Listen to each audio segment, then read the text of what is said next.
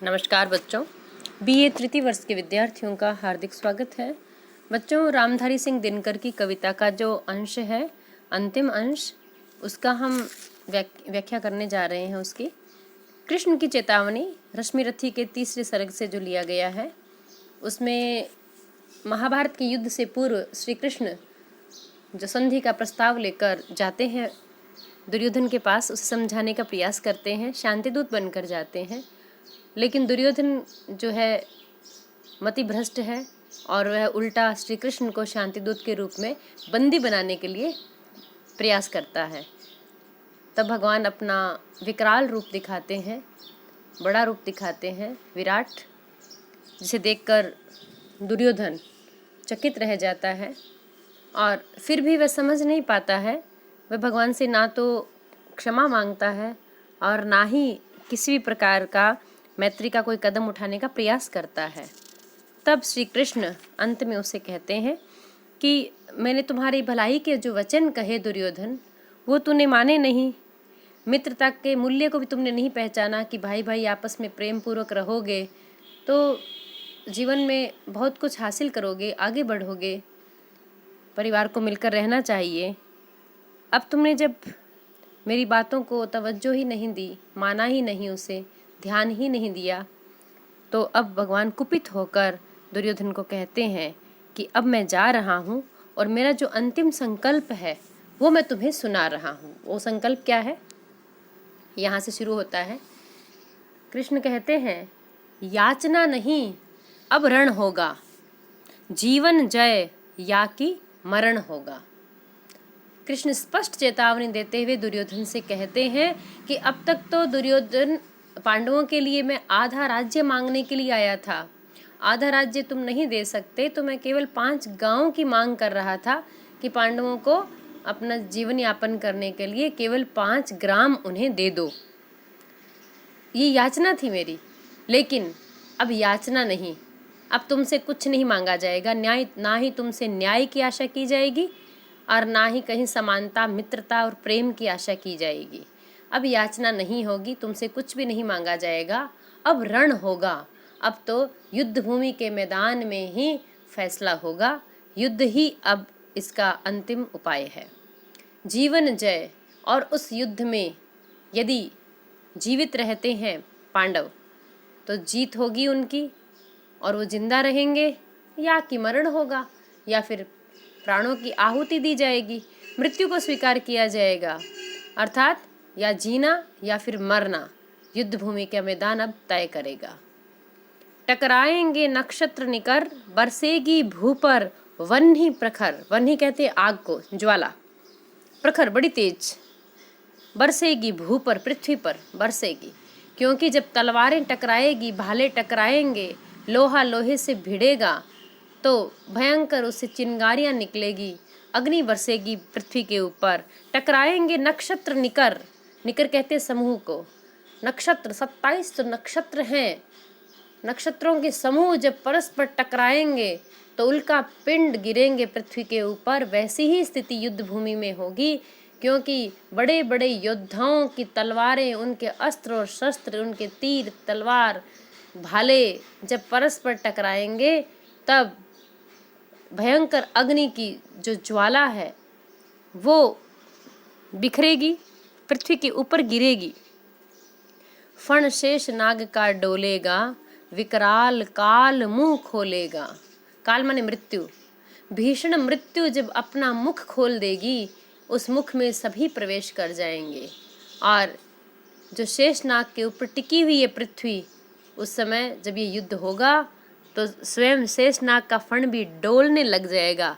क्योंकि पृथ्वी के ऊपर जब भयंकर हलचल मचेगी, बड़े बड़े महारथी और योद्धा जब परस्पर गदा युद्ध करेंगे, जब परस्पर अस्त्र और शस्त्रों के द्वारा लड़ेंगे, युद्ध करेंगे, हाथी घोड़े विभिन्न प्रकार की सेना, तो शेषनाग का फण भी कंपायमान हो जाएगा, डोलने लग जाएगा और भयंकर मृत्यु भीषण रूप से अपना मुख खोलेगी।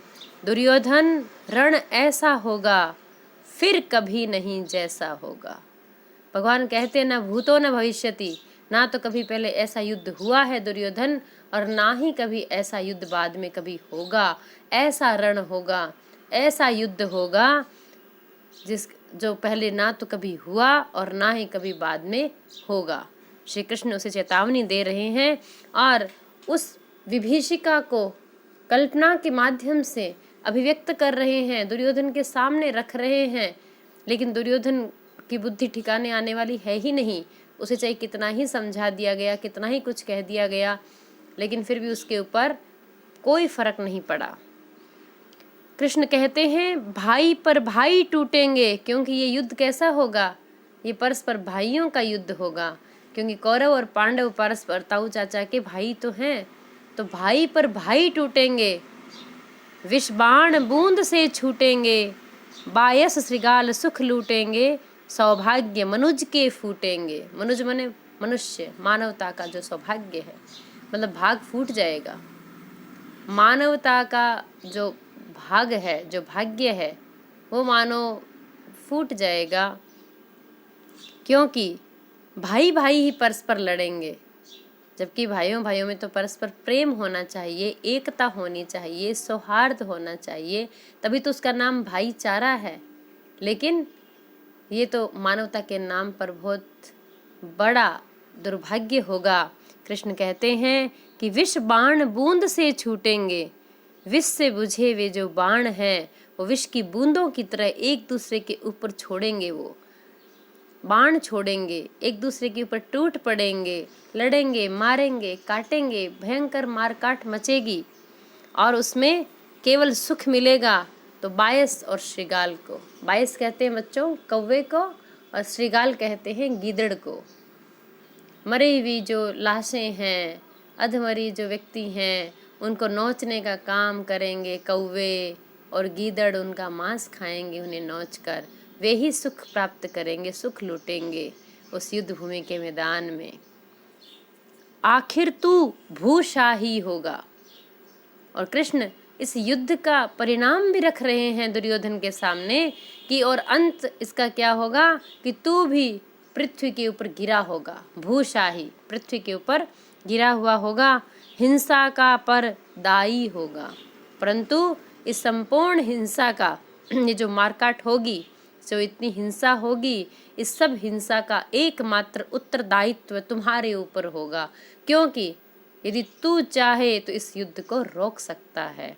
तू यदि अभी भी न्याय दे दे, तू अभी भी यदि कुछ साम्राज्य देना स्वीकार कर ले, तो इस युद्ध को रोका जा सकता है, मानवता को मिटने से रोका जा सकता है। न जाने कितने कितने लोगों के प्राणों की आहुति इस युद्ध में होने वाली है, वो सब रोकी जा सकती है दुर्योधन।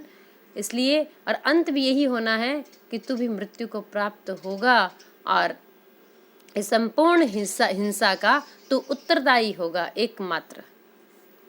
थी सभा सन्न सब लोग डरे, चुप थे या थे बेहोश पड़े।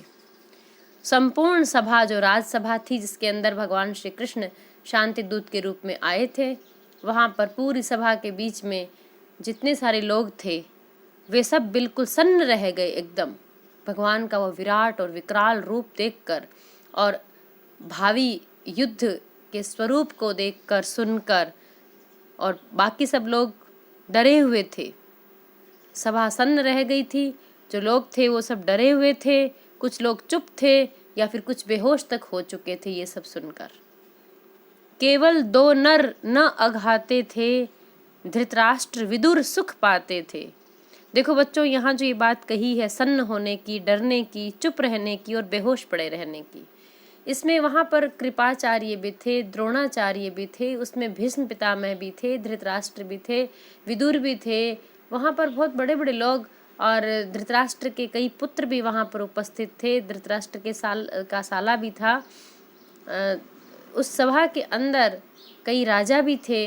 ऐसे में भीष्म पितामह जो थे वो राजगद्दी से बंधे हुए हैं, इसलिए वो चुप हैं, और जो सभासद हैं वो सारे सन्न हैं, और बाकी जो लोग हैं जिनको लड़ना पड़ेगा, उस युद्ध भूमि में आहुति देनी पड़ेगी, वे सब डरे हुए हैं, और बाकी जो उनके सेवक वगैरह हैं वो बेहोश तक हो जाते हैं।